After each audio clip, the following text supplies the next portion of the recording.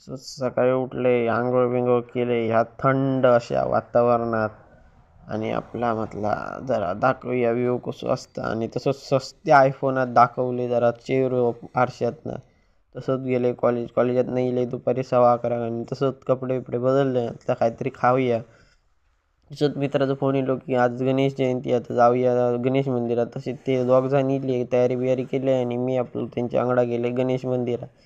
गणेश मंदिर हे आमच्या आहे ना बाजारपेठेच्या जरा पुढे या. तसंच गेलो गणेश मंदिरात. थंय देवाच्या पाया वगैरे पडलो आणि महाप्रसादात बसलो. ह्या श्रीधरनाथान काय ती उसळ घेतलेली की डाळ घेतलेली आणि तीच काय ती कळा नाही होती. तसंच परत दिलं घराक आणि घरा गेलं आणि मस्तपैकी कपडे बिपडे बदलले आणि गेले क्लासात गेलो मित्रांसोबत. थंय जरा बाजारात काहीतरी घेऊया का म्हणून मित्रांनी घेतले स्मूदी म्हणून काहीतरी विषय घेतले आणि तसेच पिलो आणि संध्याकाळी इले घरात. तसंच रात्री आपलं तयारी बियारी केली कारण आज जाऊचं होता स्वामी समर्थांच्या मठात. आज स्वामी समर्थांच्या मठात जाऊचं होता कारण आज गुरुवार होतो आणि गुरुवार असलो की त्या मंदिरात खूप मोठे कार्यक्रमासारखंच असतं. आणि तसेच पोचलो स्वामी समर्थांच्या मठात. तर तुमका बाहेरसून दाखवते स्वामी समर्थांचा मठ बाहेरसून पण सुंदर तसंच आतमधनं पण सुंदर.